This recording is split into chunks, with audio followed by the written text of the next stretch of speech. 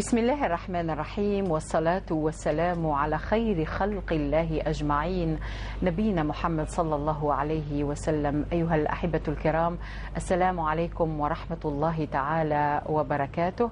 نسعد بلقائكم وبتجدد الموعد معكم من خلال حلقة جديدة ومتجددة من برنامج والصلح خير. هذا البرنامج الذي هو لكم ومن أجلكم.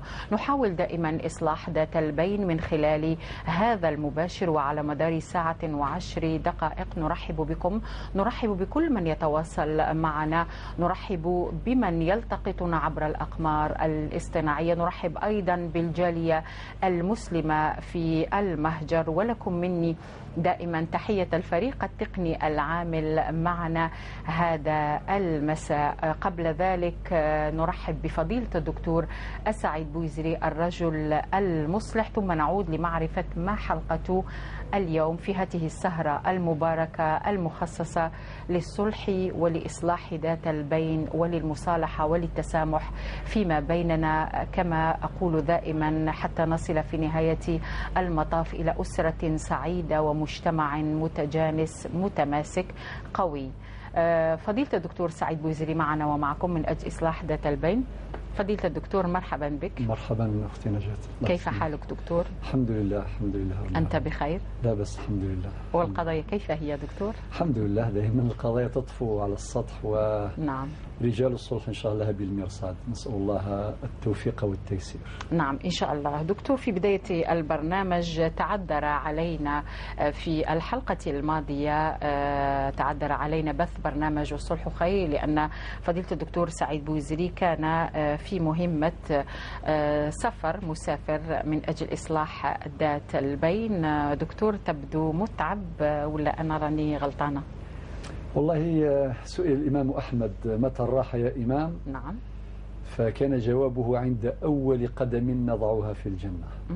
نسأل الله فقط أن تكون أجسامنا وقفا لله سبحانه وتعالى، تعمل وإن تعبت فالتعب إن شاء الله تعالى تكون راحته في النهاية بإذن الله. أجرك على الله دكتور، وأحسن الله إليك أيها الرجل المصلح. دكتور سعيد بويزري، في هذه الحلقة نخصصها للحديث عن الجار، وعنوانها هو حرمة الجار. دكتور، إصلاح ذات البين عن طريق المباشر كما نفعل نحن من قناة القرآن الكريم الخامسة يكون ربما أيسر وأسرع وأصدق. ما رأيك؟ لأن الناس ينتظرون دائما كل ثلاثاء كل سهرة لعرض قضاياهم ولعرض مشكلاتهم ونزاعاتهم، وهم دائما في نهاية البرنامج يتصلون مرة أخرى ويقولون بأنهم في أمس الحاجة إلى الصلح وإلى التسامح وإلى استقرار نفسيتهم وإلى استقرار أولادهم وأسرهم ومجتمعهم اللي هو مجتمعنا أو المجتمع المسلم عامة. فضيلة الدكتور، مقدمة البرنامج قبل عرض الحالة، تفضل. لك الفضل. بسم الله والحمد لله والصلاة والسلام على رسول الله. معاشر المشاهدين الكرام، السلام عليكم ورحمة الله وبركاته. في مجموعة ملاحظات أقدمها أختي نجاة في بداية هذا اللقاء. نعم. الملاحظة الأولى، أؤكد على ما تفضلت بقوله أن الكثير والحمد لله من القضايا تحل عبر البرنامج مباشرة، وقد التزمت لأناس عديدين. نعم. التزمت أن أذكر هذا في لقاء اليوم بعدما عبروا عن سعادتهم وتفاعلهم مع البرنامج، وقد حلت الكثير من قضاياهم من خلال ما يبث في البرنامج وفقط. نعم. وهذا أعتقد أنه مظهر صحة. القضية تتشابه، قد نعرض لقضية مثلا عقارية ونقدم بعض التوجيهات في حدود الطاقة والإمكان، فنجد هؤلاء لهم قضايا شبيهة يعني بهذه القضية المعروضة في البرنامج، فيعملون بتلك التوجيهات وتحل مشكلاتهم بكل يسر وبكل بساطة.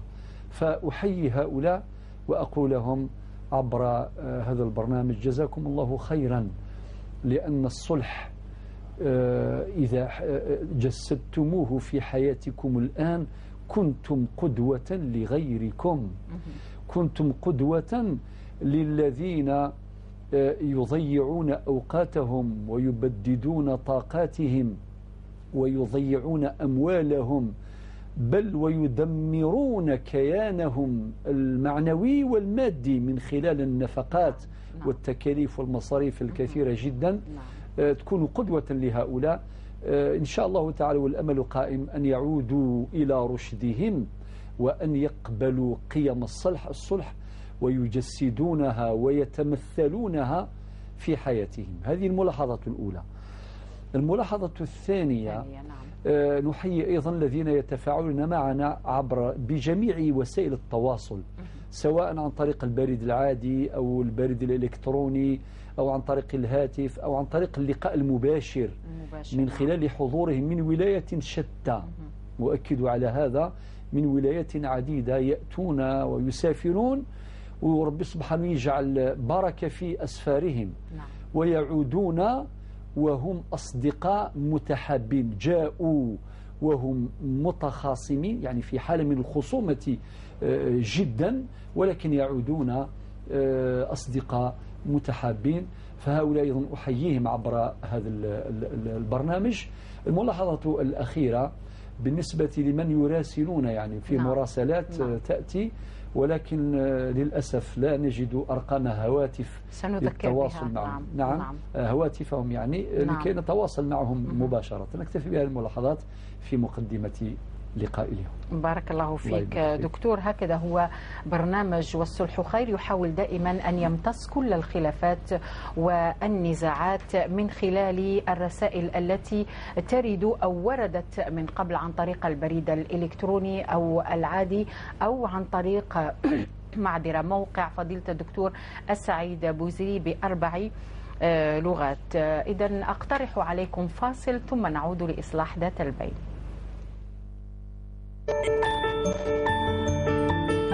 لكل من يريد التواصل مع برنامج والصلح خير، نضع تحت تصرفكم العناوين والأرقام التالية: عبر البريد الإلكتروني صلح@ontv.dz، أو عبر موقع الدكتور السعيد بويزري www.buizri.net.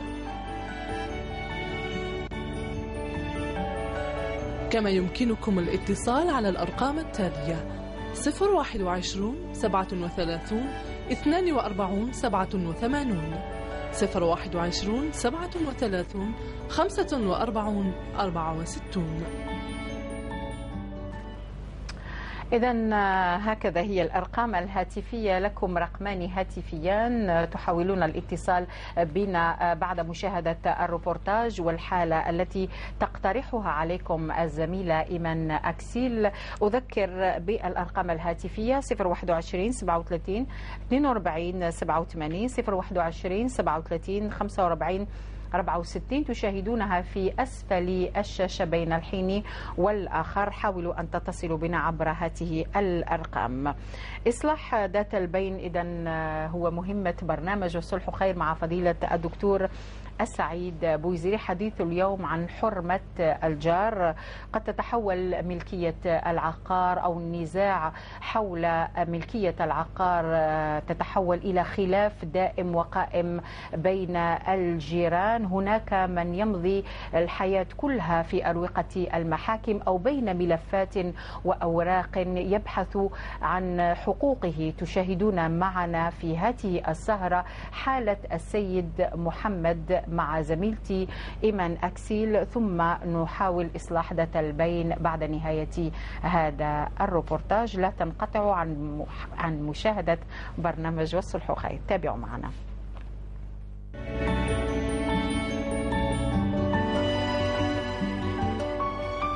في عقر داره التي بناها بعرق جبينه يتعدى عليه جاره بالجنب ليهدم جداره وجزءا من بنائه. وقبل أن يخرج الحكم من المحكمة حتى، السيد محمد زبيري يخرج عن صمته ويلجأ إلى قناة القرآن الكريم بعدما يئس من أن تنصفه جميع الأطراف المعنية والقضائية. في 2013 ياخذوا شهر بديت نوسع على أولادي. هذه تشوفي الشومبرا هذه يبنوا فيها أربعة من الناس، اما بغيت نوسع على اولادي. انا بديت ديكابيت، جاني هذا وليد الجار هذا، داوني البوكله بلا جندرمري هذاك الوقت، ومن بعد هذيك من دخله من تحت غلقوا لي دخله بالكرافي والرمل باش ما ندخلش، ومن بعد يجي باباهم يهددني يقول لي ندير لك كونتينر لهنايا، نبني لك بالصور من هنايا. انا قعدت هكذاك، ففرجت عليا ربي، درت الضاله. انا الضاله الناس لهبت. في 2013 جابوا لي قرار محطوط فيه تهديم الجدار ومحطوط فيه راياج، مش عارف بوان دانتيروغاسيون كبير في راياج. ومن بعد كان في 2013 مشيت للمحكمه الاداريه، كاينه محكمه اداريه، درت محامي راح لغى القرار او الوثائق عندي، قال لي ديسيجن ما عندكش، قال لك في الطريق، قال لك في الجامع، كل حاجه وريت الوثائق. ومن بعد مع الاخر هذيك القرار تاع 2013 داروا له كاشي 2015 وجاو هدموا، وهذاك كي داروا 2015 ما بلغوليش. انا بقيت مدهوش في حاجه. المخول اللي عطاني الرخصه باش نبني الجدار هو اللي دار قرار باش تهدم الجدار. هنا دوكا كاين تناقض. ومن بعد هذيك هذا كي يستعمل النفوذ والتشيبه والمحسوبيه ومشاكل وكذا كامل، هددوني بكل الطرق، عشنا الجحيم في هذا الدار، عشنا الرعب تعرفي، عشنا من طرف الجار كيفاش يضرب لي وليدي بالطونوبيل، ومن بعد هذيك وليدي راهو في الحبس دوكا في الحبس غدوه نوقفوا. داروا سيرتيفيكا مزوره تاع 21 يوم باش يدخلوا الطفل الحبس، خاطش دار ديكه كبيره، محاوله قتل بالسياره، مع الاخر وليدي راهو في الحبس وهو مضروب. وانايا كي لحقت لابريغاد طبعني لا فيديو تاع لابريغاد، ما حكمتنيش انا كي طبعني، حكمتني غير كي لحقوا ولادي باش حماوني. هدم جزء من منزله، استعملت ضده شتى أنواع التهديدات والنفوذ، ضرب وطرد من منزله، وصدم ابنه بسيارة جاره. لم يكفه قرار المحكمة بنفي هدم جدار بيته للدفاع عن ممتلكاته أمام جار لم يحترم حتى حرمة الجار ووصاية النبي محمد صلى الله عليه وسلم بالجار. عندي 46 سنة في الحي هذايا، كانوا 4 ديار.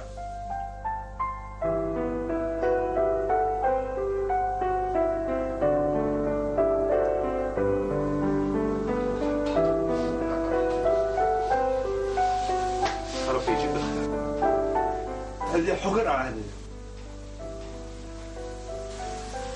هذه كان ساكن هنا محمد، دار ما كان هنا كنت الخلا. هذا الجار تاعو هذا كان تما، كان جناين تما، ما كنتش كاع ما كانوش في الوجه. وكان انت كيفاش راك تشوف هذه القضيه هذه؟ انا نشوف فيها حقره. المسجد نعطيك حاجه برك، المسجد هذا هو اللي سخروا ربي باش تكملوا المسجد هذا، كانت من الزباله حاشا من الزباله. كي يجي يهضر معايا ما يجيش يهضر معايا كجار، يجي يهضر معايا كي يعفس، يملي عليا شروطه، ما ديرش تاقه، ما ديرش بالكون، ما تبنيش منا. واش تكون انت؟ شكون انت؟ كاين دوله تراقبني، ديت الارض الدوله تراقبني، ما كوردي ماشي صح، الدوله تراقبني. بصح هما واش واسوا؟ غلطوا السلطات، تضليل السلطات، ضلوا السلطات. وانا هذا المسؤول، انا ناديله هذا المسؤول اللي راه انترفينا معاه، المسؤول هذا اللي انترفينا، خاف ربي خاطر هم غلطوك. هادو الناس ما يخافوش ربي، غلطوك وبالك انت ما على بالكش. انا عندي وثائق اللي تثبت واش قالوا لك، كلش كذب في كذب. ونقول هذا الجيران فيقوا قبل ما يفوت الاوان، خاطر كاين زوج حوايج تخلصوهم في الدنيا، عقوق الوالدين والظلم، ربي ما يسمحوش.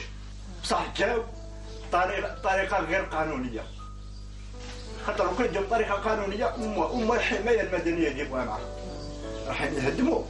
كاين الجيران اللي ينوضوا يحبوا يتضاربوا معاهم، واحد يتبليسه، واحد لازم تكون الحمايه المدنيه معاهم.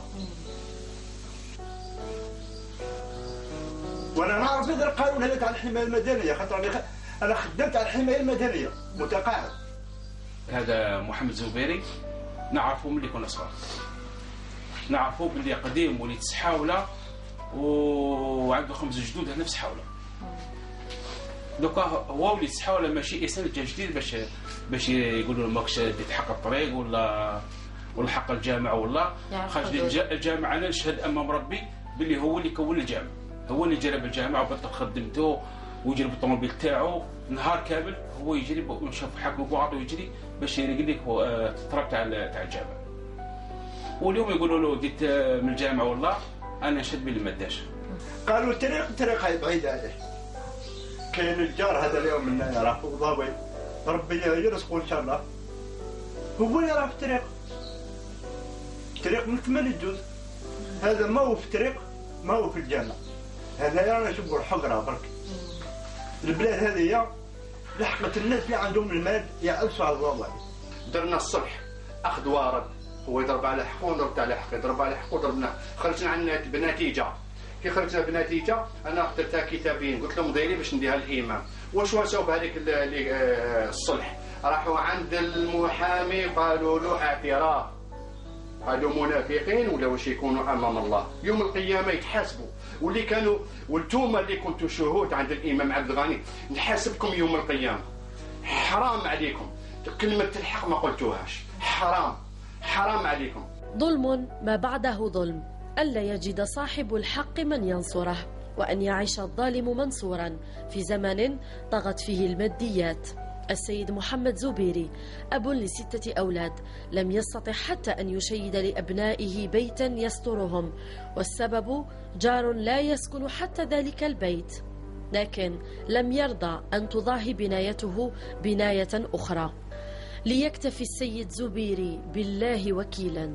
حسبي الله ونعم الوكيل، حسبي الله ونعم الوكيل، حسبي الله ونعم الوكيل. نوكل عليكم ربي كيما راكم مجمع لي اذاني بكلمه، والله ماني سامح له امام الله، والله ماني سامح له امام الله، والله ماني سامح له امام الله، والله ماني سامح له امام الله.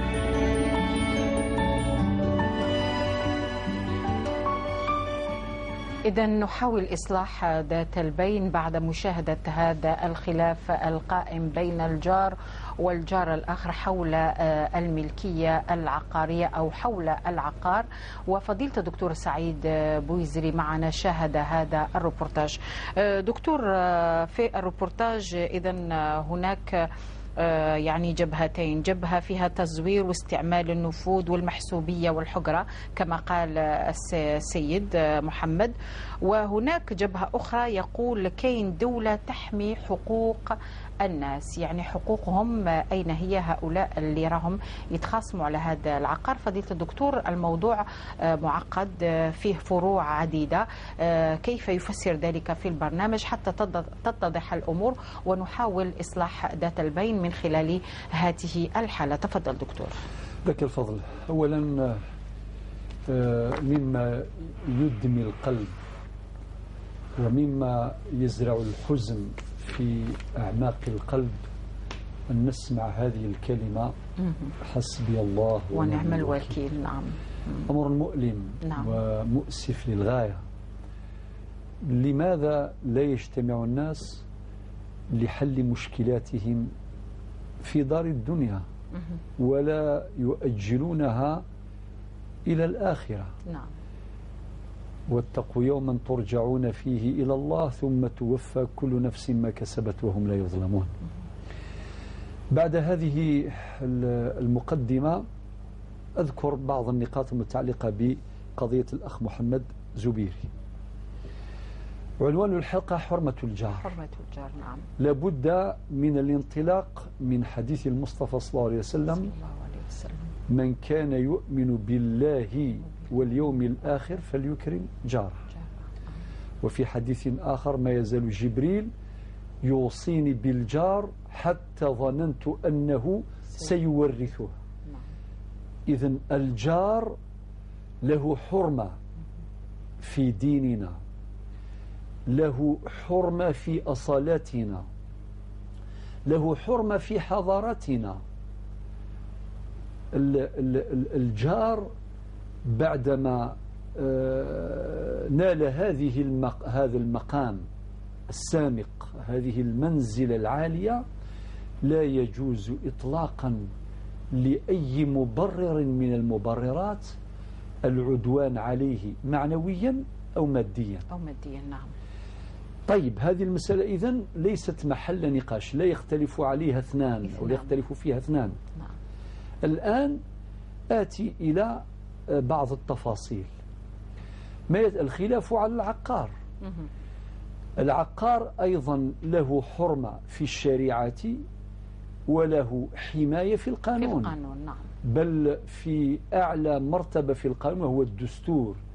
الملكية الفردية محمية دستوريا. ثم قررت جملة من القوانين الموضوعية ألوانا من الحماية للملكية الخاصة، ولا يجوز العدوان عليها لا شرعا ولا قانونا. هذه إذن المسألة بد أن تكون واضحة. نعم. الآن الأخ محمد في روايته يحكي ألوانا من الظلم والعدوان والتهديد والرعب وإلى آخره. بصراحة مثل هذا الإشكال في اعتقادي لا يمكن أن يحل إذا كان تم الاستمرار في هذا الرواق. رواق مظلم، يعني ممكن يستغرق الأمر سنوات وبلا فائدة بلا جدوى، بل هناك تداعيات آثار جانبية تقع، مثل هذه المسألة نتاع الوليد في محاولة تعديدها بالسيارة، ولده الآن راه في السجن في الحبس. نعم. يعني الآن لا حول ولا قوة إلا بالله. نتوقع أن العنف طبعا يولد العنف. نعم. وقد يكون العنف الناتج عن العنف أقوى من العنف الأول. إذن العواقب ليست مأمونة والنتائج ليست مضمونة، والمشكلة مرشحة لكي تكون أكثر تعقيدا من أولها. إذا لم تحتوى القضية الآن قبل الغد، كما يقول المثل سيتسع الخرق على الراقع. دائما تقولها دكتور. ما نقدروش وبعدين ما نقدروش تحلوها. ما نقدروش. لذلك الآن أدعو الطرف الثاني. الطرف الأول يعني هو يرضى بأن يعرض قضيته على بساط الصلح هكذا. نعم. أدعو الطرف الثاني على المباشر. الدكتور سعيد الوزري يدعو الطرف الثاني في القضية، يا سيدي الضحية والظالم. نديروا إن شاء الله النية من جهتكم ومن جهتنا. نعم. من الأسبوع القادم نبشر السادة المشاهدين بحل هذه القضية إن شاء الله دكتور. وألتزم بما يلي: أن ننظر في وثائق الطرفين على قدم المساواة. نعم. وثائق نتاع الأخ محمد اللي عرضنا قضيته اليوم، والطرف الثاني نطلع على جميع الوثائق الثبوتية التي بين يديه. نعم. هذا من جهة. من جهة ثانية أدعو حضور المحامي، يعني محامي الطرف الأول محامي الطرف الثاني. نعم. المدعي والمدعى عليه مرحبا بهم يحضروا معنا. القضية عندها أيضا أبعاد قانونية، كاين أبعاد شرعية وأبعاد قانونية. نعم. كي يجي واحد يتكلم يقول كيف المسافة مش عارف فتح النوافذ وغلق النوافذ، هذه أمور يضبطها القانون. هذه أمور يضبطها القانون. إذا كان القانون قال لك لازم المسافة تكون 4 أمتار ولا 9 أمتار لازم تحترم. رانا في دولة، ما نتحولوش إلى ناس فوضويين أبدا، ليس كذلك. نعم. إذا كان كل واحد يدير اللي في دماغه، كل واحد يدير اللي في نيته، مشكل بعد تتحول حياة الناس إلى جحيم، إلى فوضى لا تطاق. نعم. لذلك نقول بأن هذا المجلس سيحضره أيضا رجال القانون. والالتزام الثالث: سيحضر هذا اللقاء خبراء عقاريون معتمدون لدى المحاكم الجزائرية، ليزيكسبير يعني فونسي، يكونوا حاضرين نعم. معنا. ودائما نذكر السادة المشاهدين، أو ربي اللي قال فاسأل به خبيرا. خبيرة. كي تكون قضية عقارية لازم الخبير العقاري يكون حاضر. كي يكون قضية نتاع الأموال والشركات لازم خبير مالي، اكسبير فينونسي في الأموال، أو يعني محاسب معتمد وشيء من هذا القبيل. معناه نستعين بالخبراء للنظر في هذه القضية. ممكن هذه المسألة كما قلت في مقدمة هذا التعليق، نقول ممكن تبقى سنوات وسنوات، أو لو كانت تبقى برك على مستوى وقت المحاكم نقولوا معليش يعني مصاريف وتضييع الوقت وأموال وكذا وكذا. هي ممكن تكون تداعيات أخرى، ممكن تكون إلى عنف إلى عنف إلى والآن وليدوا راه في السجن والله ما عارفين غدوة كي يخرج من السجن ماذا يحصل.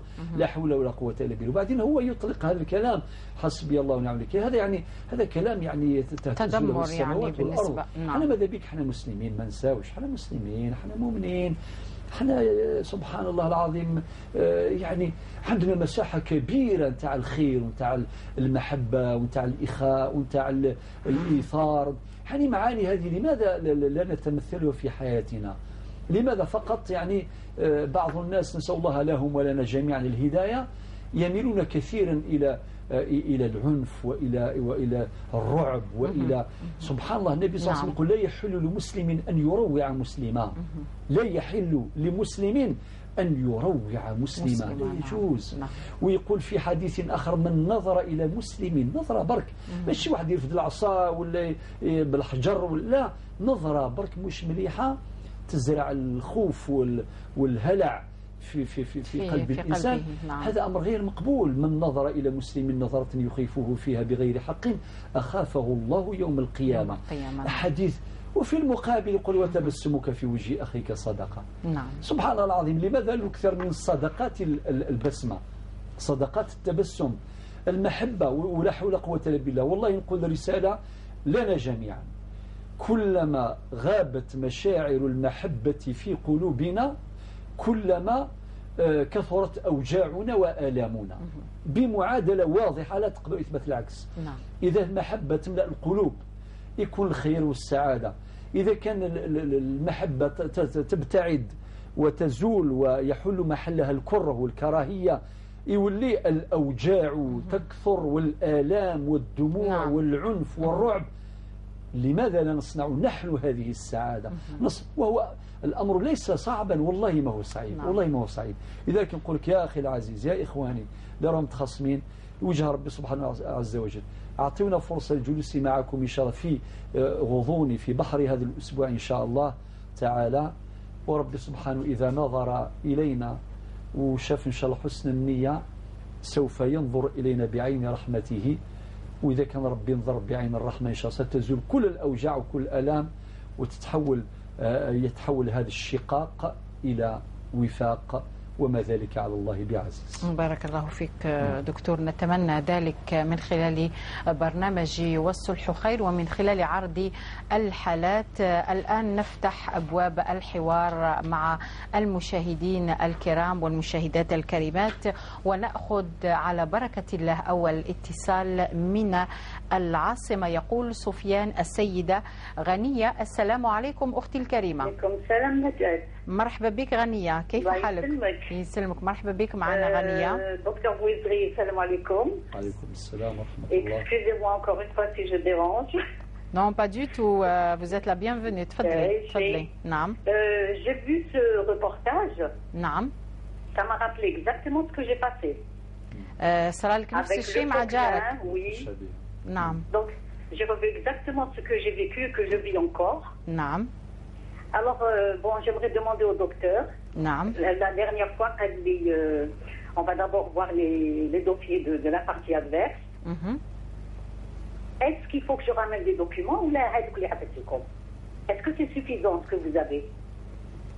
Est-ce que c'est suffisant les documents qu'elle vous a donnés, Rania? J'ai donné des documents. Rania? Et est-ce qu'il y a une suite? رانيا اسمعي الدكتور. تواصلي معي الأخت رانيا. نعم. شوفي الأخت رانيا معلش احنا كل شيء بالشفافية. هو الوثائق اللي كانت بين أيدينا هي وثائق كافية جدا. وثائق كافية. والقضية نتاعك تشبه هذه القضية وتشبه هذه القضية التي بين يدي سأعرضها بعد حين. نعم. يعني بالنسبة للوثائق يعني هذه كافية. صالح. إنما ماشي حبينا إن شاء الله نبشروا السادة المشاهدين كي نوصلوا إلى الحل النهائي. والأمل الآن قائم، وإن شاء الله أنت درتي النية، وإن شاء الله ربي يوصل لك النية نتاعك. وأنا أشهد أمام الناس بعد ما وزرناك وشفنا عايننا موطن النزاع وشفنا الظلم واضح. ولكن يا أختي مشكلة حاجة نقدروا نقولها في هذا البرنامج، كاين تقنيات نستخدمها لاستمالة قلوب الناس إلى الخير وإلى الصلح. إن شاء الله نيتك حسنة، ربي يخرجك نيتك إن شاء الله وينتهي هذا النزاع وترقدي إن شاء الله آمنة مطمئنة إن شاء الله يا رب. بارك الله فيك أخت هانية. إن شاء الله يعطيكم الصحة. الله يسلمك. اسمحوا لي أنكر دكتور. اسمح شكرا مرحبا بك.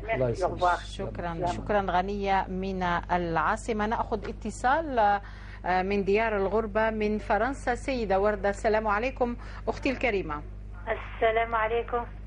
مرحبا بك وردة، وش راكي؟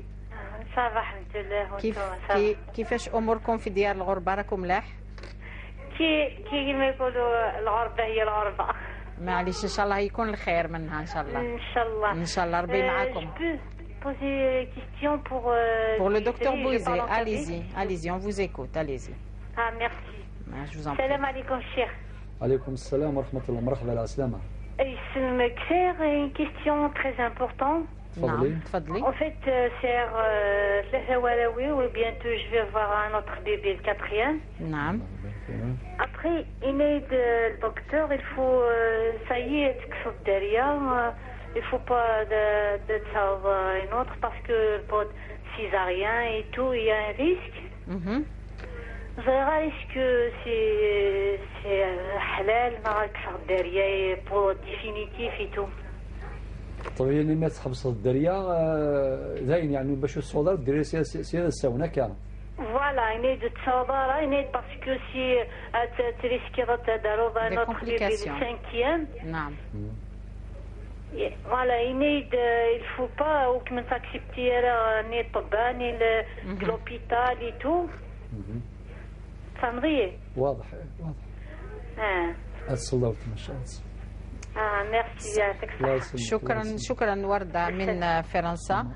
دكتور، قبل مواصلة استقبال المكالمات وعرض القضايا بالنسبة للمشاهدين، البريد اللي اعطيته لك ما قبل الأسبوع الماضي دكتور، الأمر يتعلق بالبريد العادي بالنسبة لصالح من فرنسا اللي عنده قضية عقارية مثل القضية اللي عرضناها اليوم بالنسبة لحلقة حرمة الجار. تفضل دكتور. لك الفضل لأنه وعدناه بالرد. نعم. الأخ صالح هذا بريده وصل إلينا وطلعت عليه كلمة كلمة. نعم. والقضية نتاعو تشبه تماما قضية محمد زبيري. زبيري. ولكن الحمد لله الإيجابي أني تواصلت مع صاحب القضية وفيه اتفاق باش غدا إن شاء الله نتواصل مع لجنة القرية. طبعا هو في فرنسا ولكن القضية هنا في الجزائر في الدشرة. نعم. فالحمد لله تمورت في تمورت. فالحمد لله غدا ان شاء الله يكون تواصل مع لجنة القرية. نعم. واؤكد على ان لجان القرى ما زال عندهم دور كبير. نعم. ونقول لهم اعطيكم الصحة كملوا في هذه المسيرة. نعم. لماذا؟ هذا تراثنا وهذه حضارتنا لا يجوز أن نفرط فيها. نعم. لماذا؟ لأن القرية هي مجتمع كبير شوية فقط. نعم. تكون القرية أو المدينة من مجموعة أسر. فنهار اللي يكون عندهم هذا النظام لجنة قرية ترعى شؤون القرية، فهذه اللجنة تستطيع بما تملك من إمكانات احتواء المشكلات التي تقع في تلك القرية. لذلك أعلم علم اليقين أن هناك الكثير من اللجان سوف نتعرض لها إن شاء الله تعالى في مستقبل الأيام اللي راهي تقوم بالدور الفعال، يعني تقوم بالدور اللي يستحق كل التقدير.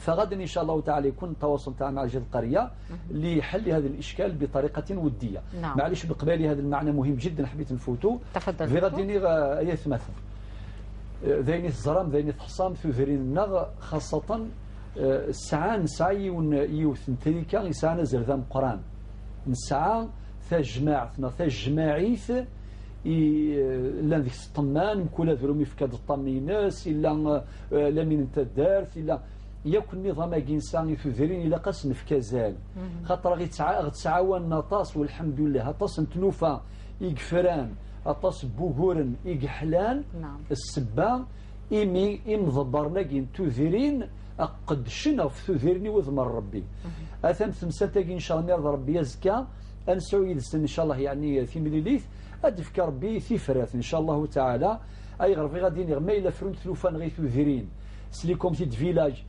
ذا قد فكيوثن الثقة غي مذانا ماشي ميسي ضرا حاجة يزما سافريد نغيب دلاس الظرف نغادا شو غا المحكمة أذلوغ الأولى ولا ذا مستخسر نضرو خسر من بعد هذا أماكن قرني قبايلي ثدي والي الشري أذي غلف تفاوت ثقي ذيوث التفرات شقاع سيدي مضبر نتو ذرسنا كوني بارك ربي وذا إمذانا أوها ربي إسان خلافات أضروح ذا سم قرن تدارت العقال أذفرن ثلوفانسن سالخير مكل هور استفراتيس إن شاء الله يكون الخير دكتور بين الناس بعد نهاية وفك الخلاف بين الناس. يقول سفيان تتصل بنا من ولاية تيزي وزو السيدة تسعديت. مساء الخير السيدة تسعديت. تسعديت. ألو. ألو. نعم ألو رانا معك. نعم. مساء الخير في اللون. مساء الخير. مساء الخير. أنا مساء الخير في اللون. مساء الخير. عسلامة. مساء الخير. مساء الخير بويجري الشيخ بويجري. عسلامة مرحبا. كنا نستولى كنا نلعب طيب نتيجي وزو في المحافظة. تسعديت. سنقص كان شوية تلفزيون تسعديت. كنا غير جديد نورا وهاي بيجيكش كواد تبحث عن الرقم؟ لا هي إن كان ضد الشمغ على كل حال ولتما ماشي ذاك الليل إن شاء الله زكي عاود يداز كان إن شاء الله ديال تيزي وزو أدفك ربي ثفرات إن شاء الله. ما زعما نجح تورا نميرة تورا معليش عاود جيتي ذاكي عاود جيتي ذاك ذوات مثلنا. أكيد نجح تورا. الآن نعم. استقبل الرقم الهاتف. نعم. سفيان من فضلكم تفضلوا عليها بالرقم فضيلة الدكتور سعيد بويزري لسيدة تسعديت من تيزي وزو. نعم أعطوا لها الرقم. شكرا سفيان. سفيان قال لي ولا غير حرت تسعديت من تيزي وزو التحقت بها تسعديت من ولاية البويرة. السلام عليكم أختي الكريمة تسعديت من ولاية البويرة في برنامج والصلح خير. مساء الخير تسعديت. تسعديت من البويرة راكي تسمعي فيا؟ سفيان أين هي تسعديت من البويرة؟ نعم تعاود الاتصال ستعاود الاتصال بحول الله تعالى. تسعديت من البويرة. بالنسبة لتسعديت من تيزي وزو سينظر فضيلة الدكتور سعيد بويزري بالنسبة للقضية. دكتور البريد العادي أيضا السيد قافكا اللي قال من عنابة اللي عنده قضية ميراث أيضا. نعم هو صاحب هذه الرسالة رمزه سيد أحمد قافكا. الرسالة من فضلك سيد أحمد. هذه رسالة الأخ من عنابة قاف كاف. طيب يا أخي العزيز قرأت رسالتك والجواب الآن أعطيك الجواب من خلال ما قرأت في هذه الرسالة. هذه الرسالة تقول أعمامي يعني إخوة والدي المتوفى استولوا على الأرض دائما نعم هناك مكالمة. أستسمحك دكتور لأنه نعم. عادت إلينا تسعديت من البويرة ثم نعود للسيد قفكف من عنابة. تسعديت مساء الخير. تسعديت من الولاية البويرة. السلام عليكم أختي الكريمة. السلام عليكم. مرحبا بك. مساء الخير تسعديت. مساء الخير. السلام عليكم. مساء الخير نادية. مساء الخير تسعديت. مرحبا بك في برنامج والصلح خير. أقليدا مرحبا على السلامة. تفضلي تسعديت. مساء الخير. مساء الخير. مرحبا على السلامة. تفضلي. مساء الخير. مساء الخير. لاباس. لاباس الحمد لله. وانت راكي بخير؟ لا تشرب شرا تالوف. ايوه نعم. لا تشرب شرا تالوف.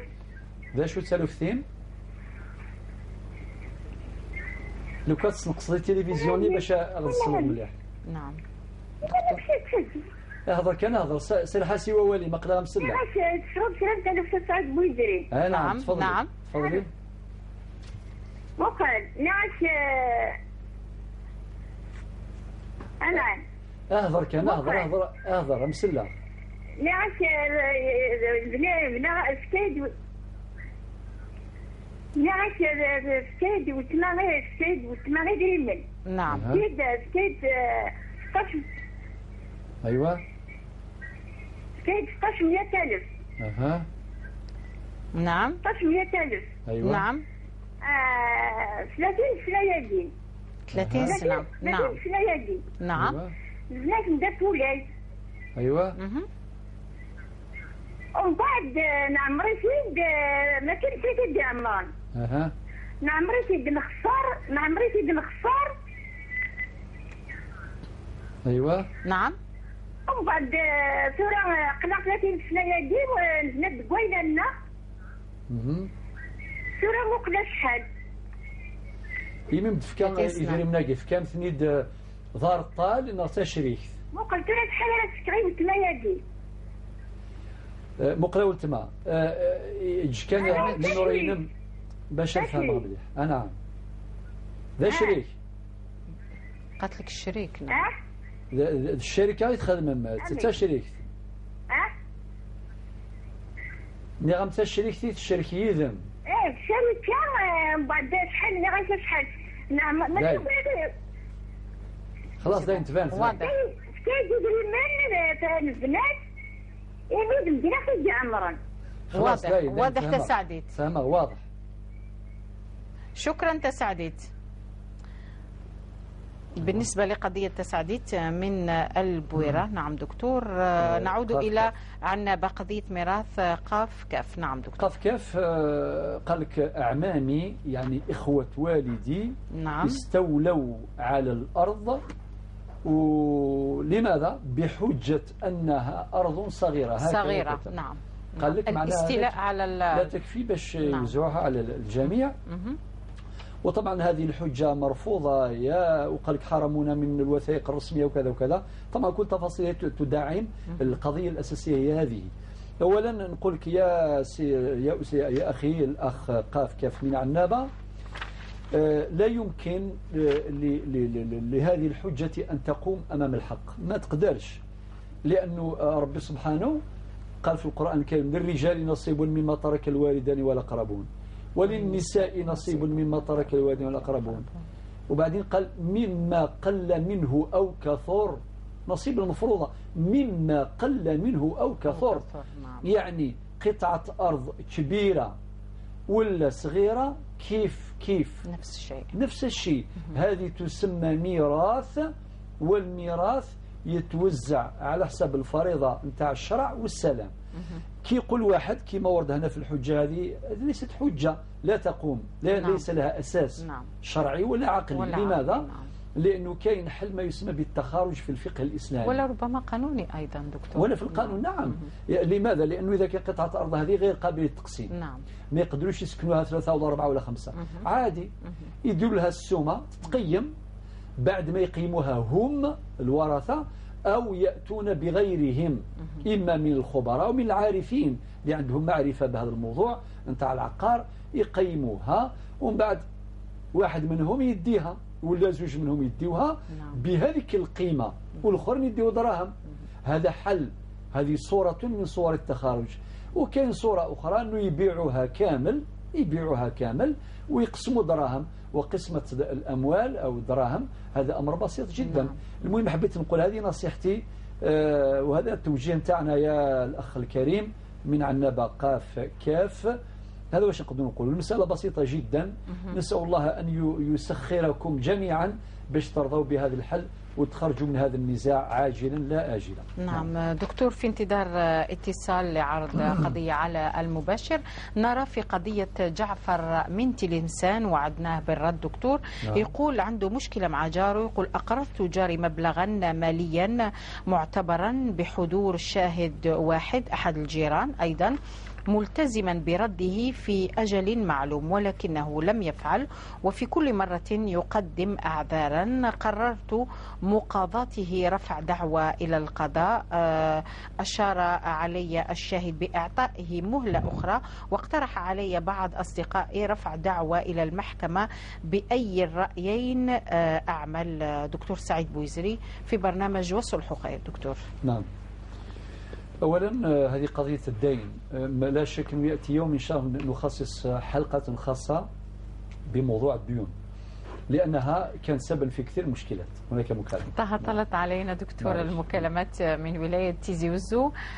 نأخذ اتصال من ولاية تيزي وزو من السيد فريد. السلام عليكم أخي الكريم فريد. وعليكم السلام. مرحبا بك. مرحبا بك. عندك قضية؟ سؤال للشيخ ولا استفسار فيما يخص هل للإرث تقادم، لأنه احنا عندنا كما يقولوا دي مونسون تيران للإرث تقادم. تيران سيتي نوتر غران بير، جدنا الكبير. كاين اللي عندهم وثائق وكاين اللي ما عندهمش وثائق. على بالك لي زاني تاع الثوره كيف كاين كوغط، كاين اللي ما كانش، ورانا حنا اللي نديروها دوبوي الاخر ملي استشهد جدنا وحنا نديروها. وسي لا ديرنيير فوا سيتي الاخر ولاد عمتنا رفعوا دعوى قضائيه في المحاكم باش يديروا كما يقولوا القسمه. ابري صافيك شحال 60 سنه وحنا رانا نخدموها. رفعوا دعوى وباش يديروا حصل لكل تركه المرحوم جدنا. ما على بالناش حنا واش نديروا. التلمو خدمناها وزرعنا فيها الزيتون وكما يقولوا استصلاح الاراضي. كما يقول عجب التلمو هما كانوا في الغربه، كانوا في فرنسا. يجيو حواسين برك مي درك كي الدوله روتريت كاع جاو عاودوا ماشي استقروا، جاو للبلاد كي شافوها كاع مع الزيتون والاخر جاو رفعوا لابروشا في الاول خطره جاو قالوا الاخر حبينا تراب، عطينا لهم الاخر وديا قلنا لهم هاي لك هذه تاعكم تديوها. مي هما ما حبوش هذيك، رفعوا دعوى قضائيه في القضاء. حنا رانا نتشارعوا راكم معهم في الشرع في برك يتقادم. تلمو خدمناها صافي 60 سنه. نعم 60 طن. والسؤال الثاني فيما يخص الاخر دخل شويه في الصلاه والاخر. تلمو كنت مريض وجي فينا انترفونسيون عمليه جراحيه باش فعلك ما صليتش كما يقولوا ما صليتش اون سيمين ما صليتش. نعم خاطر لا الاخر السيد بعد ما فقت من العمليه السيد نصلي بعينيا كما يقولوا ما قدرتش. نعم مي بقيت سنه ما صليتش بري روكونيت ما على باليش كاسكو جو فاش ندير. نعم هذا هما زوج الاسئله وان شاء الله ربي شكرا يوفقهم وربي يهدينا وينصحنا الشيخ حسن يهدينا اجمعين وان شاء الله يكون الصلح والتفاهم مع افراد العائله تاعكم اللي كانوا في الغربه. سيد فريد من تيزي وزو. ناخذ اتصال ناديه من العاصمه ثم نعود للرد على القضايا التي يعني عرضتها علينا من خلال هذا البرنامج. ناديه من العاصمة. السلام عليكم أختي الكريمة نادية. السلام عليكم. مرحبا بك نادية. مرحبا. بخير الشيخ. جيسبر كو vous allez me reconnaître. سي نادية. على بالك بلافير تاعي وأنا نحكي وعيطت لكم على يا شيخ أنا نعيط لك على عاد لافير تاعي تاع عدم الأولاد تسديد الأولاد سي سا الحضانة هو الأب اللي عنده الحضانة اداهم لي جني ميم با لو دروا صافي 3 ans يا شيخ راك تسمعني؟ أنا نسمعوا الأولاد راهم عند الأب تاعهم داهم لك وما عندكش حق الحضانة. صافي 3 سنين يا شيخ راني نكافح وكل ما نروح نجيب ولادي سيد يا شيخ ندي معايا ويسي جوستيس نروح زعما نجيبهم يشوف هذاك الويسي جوستيس يعطيهم لي بعد جوست يعطيهم لي كي نوصل الدار يديهم لي. رفعت عليه قضيه يا شيخ. نعم كل ما نرفع عليه قضيه يا شيخ اشاك فوا يعطيو له البراءه يا شيخ. يعطيو له البراءه. ما حقي وين راه حقي؟ راني وين نروح؟ راني مانيش نخرج من التريبينو مانيش نخرج من التريبينو ولادي مانيش نشوفهم. وين راهم حقوق المرأة يا شيخ؟ جيسي دو فوز افوار اشاك فوا مي اون سي الشيخ اشاك فوا نعيط لك ما نقدرش نشدك. صحيح. والسكنة هذيك اين يعني مصيرها؟ نعم السكن السكنة هذيك على بالي بالقصة. السكنة يا ربحني يا شيخ ربحني دونك شوف الشيخ لا ديرنيير خديته. نعم. واش تقول لي لا جوج تقول لي علاش سنيتي 3 سنين باش دومونديتي دوكا ذهبك؟ والشيخ على بالك لا على بالك واش عندكم بروبليم ولا ماشي هذا حقرني.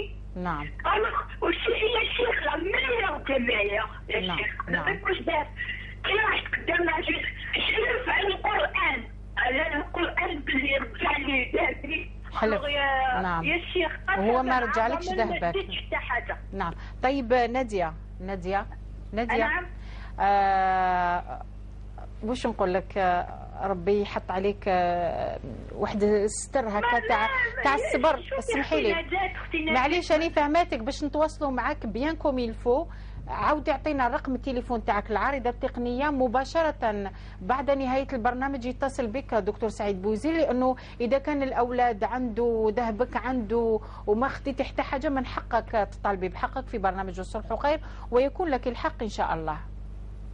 ناديه سفيان ديتور لو نيميرو ان شاء الله اوكي. دكتور راح تعطيك رقم تليفون لانه البرنامج رانا نحدوا فيه السوايعات اللي نسمعوا فيه الاشخاص واللي نردوا فيه على المكالمات وعلى القضايا اللي عرضت علينا من خلال هذا المباشر. دكتور جعفر من تلمسان ثم نبدا بغنيه من العاصمه. تفضل دكتور. نعم. اذا بالنسبه للاخ جعفر. نعم. قلت الامر يتعلق بالدين. نعم. بالدين. شوف سي جعفر اخويا، اولا هذا الدين كثيرا ما يكون سببا لنزاعات كثيره بين الناس. هذا من جهه. من جهه ثانيه ولو كثير من الناس لا يقرضون الناس. ليس كذلك؟ نعم. اذا كان واحد قرض 10 من الناس ولو يخافوا دكتور ما يتعاودش يترجع الدين تاعهم خلاص. نعم. لذلك ان شاء الله نخصص عددا يعني لهذا الموضوع، موضوع الديون. أوكي دكتور. وما يترتب عنها من مشكلات كثيرة جدا. هذا المثال أمامنا الأخ جعفر قال لك الآن هذاك الإنسان ما رجعلوش المال وكذا. نعم. وكذا وقال لك هناك من نصحه باش يرفع دعوة قضائية وكذا. لذلك هو في الآخر حار يعني وش يدير. نعم. لذلك ما دام طلبت الرأي نعطيك رأي يا سي جعفر. أولا الدين ينتهي إما بالوفاء إما بالإبراء. قد ينتهي بالوفاء وهو الأولى. يعني رب سبحانه يقول يا أيها الذين آمنوا إذا تداينتم بدين إلى أجل مسمى فاكتبوه. وهذه بالمناسبة أطول آية في القرآن الكريم، الآية رقم 282 من سورة البقرة، أطول آية في القرآن الكريم. طيب يوثق هذا الدين أو يكون شهود وكذا وكذا، لازم الوفاء بالدين. نعم. طيب إذا كان الإنسان المدين هذاك المقترض ما قدرش يدفع في الوقت المحدد، نعم. لازم يطلب من هذاك الدائن صاحب المال يقول له زيد لي سمانة ولا 10 أيام ولا شهر ولا شهرين. وهذاك المطلوب هذاك الدائن باش يزيدوا. ربي سبحانه يقول فما كان يكون ذو عسرة فنظرة إلى ميسرة، في رواية فنظرة إلى ميسرة. يعني نعم. وسع عليه كما توسع عليه ربي يوسع عليك إن شاء الله. إذن هذه الطريقة الأولى للصلح أو لنهاية الدين بالوفاء. نعم. والطريقة الثانية وهي بالإبراء. الشطر الثاني. نعم. بالإبراء يعني إذا كان شفت هذاك الإنسان ما يقدرش الوثيقة ما يقدرش. نعم. اسمح له. ولذلك الفقهاء سبحان الله تحدثوا. نعم. عن موضوع مهم اسمه الصلح بالإبراء. هكذا العنوان عند فقهائنا، الصلح بالإبراء.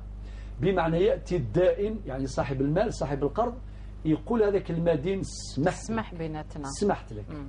وطبعا هذا مستوى من المستويات. درك مانيش نقول لك يا الأخ جعفر يعني دير هكذا، لا. نعم. مانيش نقول لك هكذا. أنا نقول لك الحل الوسط، زيد اعطي له فرصه اخرى، وسع عليه، ما تروحش المحكمه، شوف له ناس وشوف له ناس احبابه وكذا. ممكن يبغى شهر، ممكن شهرين. نعم. ممكن 6 شهور. ان شاء الله وسع عليها ربي يوسع عليك ان شاء الله. وهذا الشيء اللي ديروا عندك اجر كبير وربي يبارك في رزقك وفي مالك. هناك مكالمه. لا هكذا هو الرجل المصلح. الله يسلمك بارك الله فيك. نعود الى الرد على السيده ربما غاليه لانه ما بقاش الوقت. فقط هنا في الفقه الاسلامي في حاجه. نعم. يعني خلاف بين الفقهاء. نعم. باش بين ثمره الخلاف. هناك من الفقهاء منهم المالكيه والشافعيه قالوا بان الإبراء من الدين يعتبر إسقاط، وهناك الحنفية والحنابلة قالوا تمليك إلى آخره. وفي الإسقاط يحتاج إلى موافقة الشخص المدين، وفي التمليك يحتاج إلى موافقته. هذه ثمرة الخلاف بين الفقهاء. لما ندخل التفاصيل الفقهية، المهم أدعوك يا أخويا جعفر كوصية وسع عليه إن شاء الله، وربي هو يسخره ويسر لك إن شاء الله باش تستلم القرض نتاعك في وقت آخر، وربي يبارك فيك إن شاء الله. نعم دكتور، ربما 12 أو 13 دقيقة نبدأ بغنية من العاصمة اللي قالت بعد مشاهدة الحالة، قالت نفس المشكل صار لي مع الجار تاعي، غنية من العاصمة. وقالت هل الوثائق كافية؟ وقلت لها أنه كافية. نعم، هي نؤكد من الأخت غنية قضيتها قضية عقارية مثل القضية اللي عرضناها. وزرنا عين المكان، والوثائق طلعنا يعني وثائق واضحة جدا. ولكن سبحان الله أحيانا وضوح الوثائق وحده ولا يكفي. لأنه دائما نكرر نقول الجيرة الحرب تحتاج إلى يد واحدة، ولكن السلم لابي تحتاج إلى يدين. المكان مع هذا حين نقولوا قيم الصلح وتجدير الصلح وكذا، معنى ماذا بك الخصوم يجلسوا إلى مادة الصلح. وأحيانا الخصم لا يرضى بالصلح الآن، يطلب الوقت نوسعوا عليه. هذا ما كان، ما نقولوش لا تقبل اليوم وإلا ما كانش الصلح، لا، احنا لازم نوسعوا بالنا. ودائما نقولوا لازم يكون واحد يكون عنده الصبر الجميل، يكون عنده نفس الطويل. على احنا المهم نربحوا هذاك الإنسان باش يرضى بالصلح. ممكن اللي نصبروا عليه سمانة، اللي نصبروا عليه شهر، اللي نصبروا عليه شهرين 3 شهور، المهم تفرى بالصلح. لماذا؟ لأنه طريق القضاء يطول. يعني كي تكون قضية كاين 4 حلول، ألف باء جيم دال. ألف إما تنازل، واحد منهم يقول له كلت عليك ربه ويروح. نعم صح، باش ينحي المشكل من باله. نعم، يا إما الحل الثاني يستخدم العنف، لا فيولونس، وهذه كارثة. العنف ولد العنف وماناش عارفين كاع النتائج وراهي. هذا الحل الثاني. الحل الثالث يروح للمحاكم، والمحاكم يعني راهي يقول حتى كل قضية نعرضوها تأخذ وقت طويل. هذه أحكام قضائية في قضية ربما واحدة لا تنتهي لا تنتهي. ضياع للوقت وللمال وللجهد والله أحيانا وللسنين وللعمر. يعني يوزن بكيلو ولا زوج نتاع أحكام قضائية. لذلك طريق القضاء هذه مآلاته. وكاين الطريق الرابع وهو من مقاصد هذا البرنامج نتاع الصلح، والصلح خير. وكاين قضايا تحل بسرعة.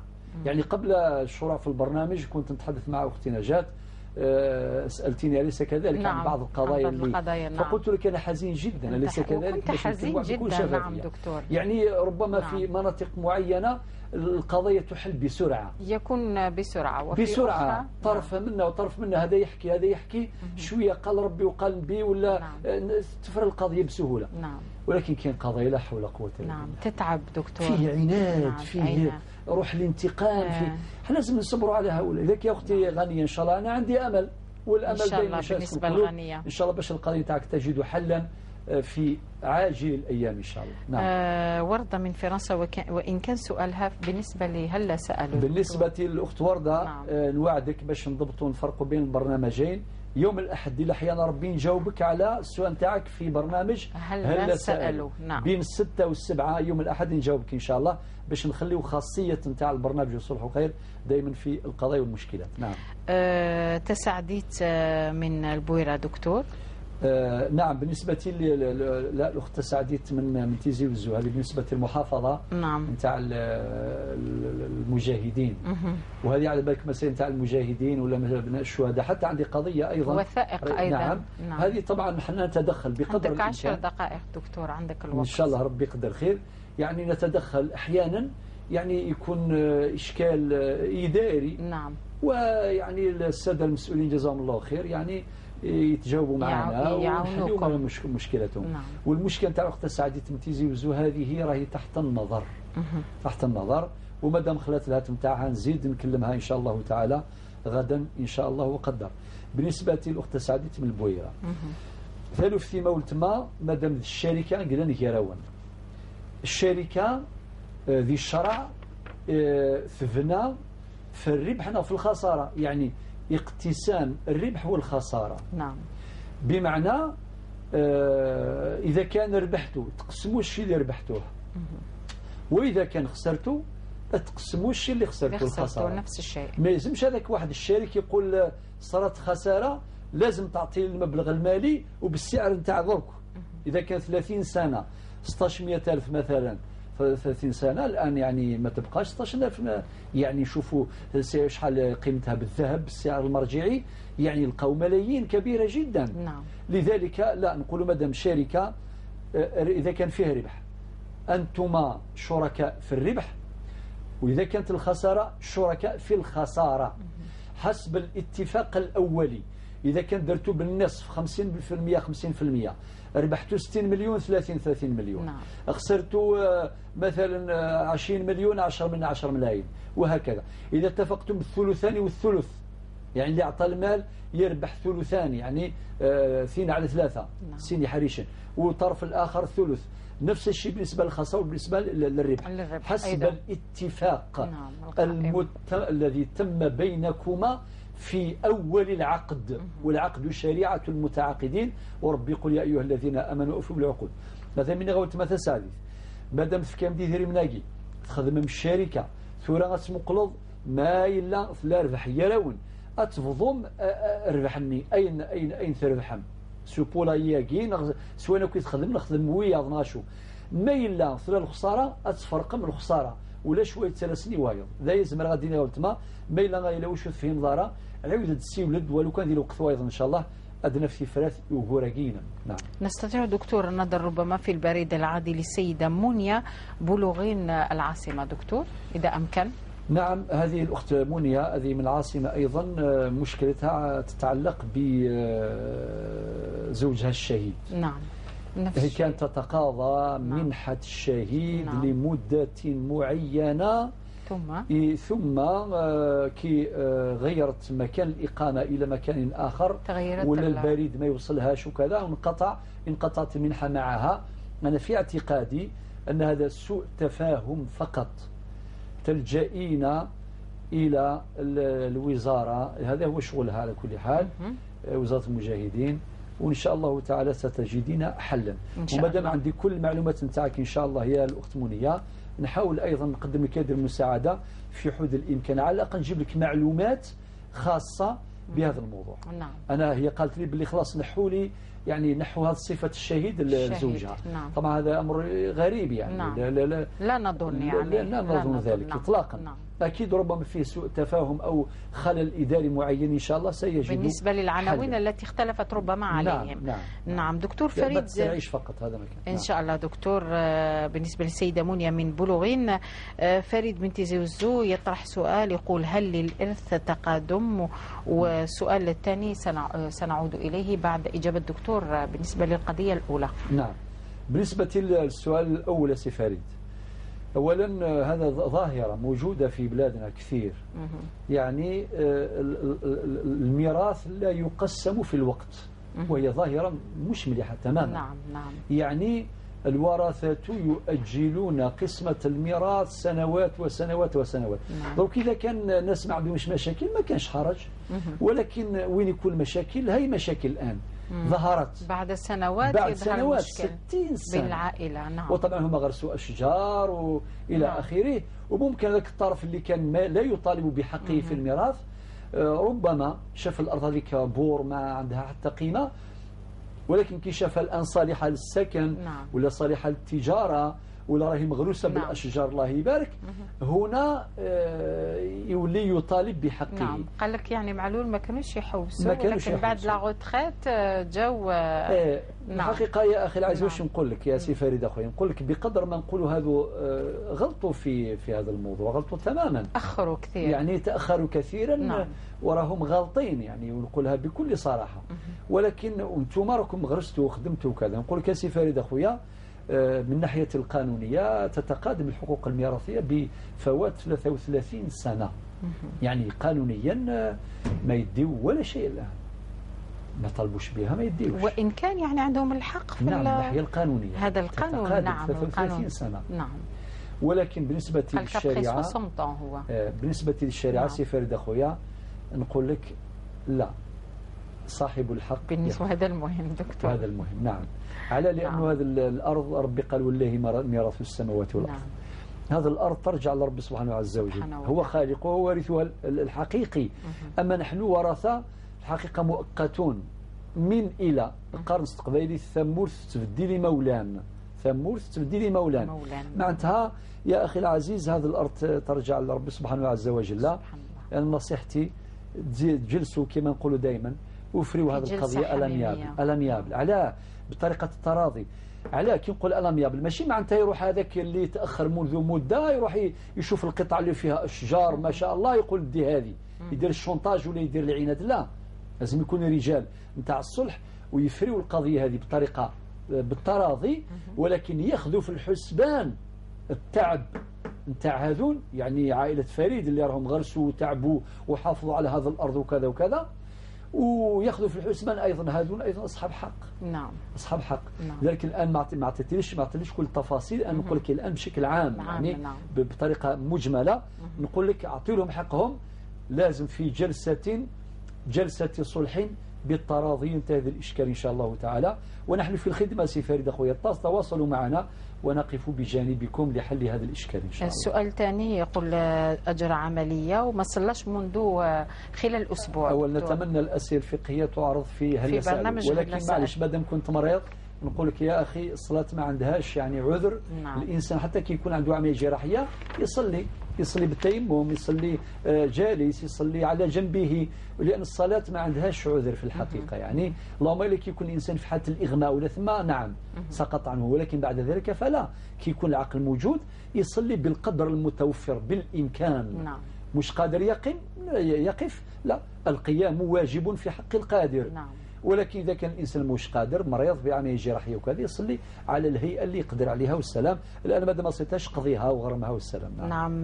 نادية من العاصمة دكتور، دقيقتان ونصف. نعم، في الحقيقة موضوع نادية أعرفه جيدا أخت نجاة، وزرتها في بيتها بحضور أخيها وأختها وصديقتها ونجارتها إلى آخره. قضية مأساوية وتكلخت مليح يعني، ونقول هذا الكلام وأنا مسؤول على كلامي لأنه عندي معلومات دقيقة في الموضوع. نعم. حتى دارها راح لها وكذا، وفي واحد الشونطاج واحد الامور مش مليحه تماما. يعني نقول زوجها ربي يهديها. انا قلت لها هذاك النهار ونزيد نقولها الان، نقول ما نقدر ندير ولا شيء اذا كان هو ما جلسش. انا نقول انا نجاوب تجنب الحضور. نعم، تجنب. الحضانة حق للأم لك. نعم. شرعا وقانونا في قانون الأسرة الجزائري المادة 64 واضحة وضوح الشمس في ربيعة النهار. رقم 1. رقم 2 لا يجوز باش ولادو يحرمهم من يماهم، هذا ظلم آخر. رقم 3 لا يجوز باش يضغط عليك حتى تجيبي لوسي محضر قضائي وبعدين تجيبي ولادك وبعدين وانا على بالي بولادها ولاو يكرهوها شويه شويه لانه راه يزرع فيهم الكره نتاع الام. يعني هذه كارثه اخرى. ودائما ذكر الساده نقول لهم يا اللي راهم منطلقين ما تنسوش ربي يقول ولا تنسوا الفضل بينكم. نعم. في الايه 237 من سوره البقره ما تخليوش ولادكم كما كره القدم بيناتكم. نعم. استخدم ولادك باش تضر المطلقه نتاعك، راهي مات ولادك ما تنساش هذا الشيء. نعم. هذا واش نقدر نقول. ونقول لك يا اختي ناديه اذا لقيتي الشخص اللي يهضر معاه باش نجيو انا مستعد باش نجي ليه ونشوفوا له الناس ونحكيو معاه وكذا، بشرط الخطه الاولى يعني كما يقولوا الربط الاول نحتاج الى من يربطوني. ما نقدرش نصدم على الناس هكذا. نعم. ابدا، لانه الصلح هذا عنده اصول عنده منهجيه. نعم. عنده منهجيه. ولكن نهار اللي يعطي الموافقه والحمد لله في ولايات بعيدة يعطيوا الناس وحييهم بالمناسبة يعطوا الموافقة نتاعهم مباشرة نسافر لهم. نعم. وربي على هذه الأيام كنا في سفر خارج الوطن من أجل قضايا جانب من النشاط في الصلح.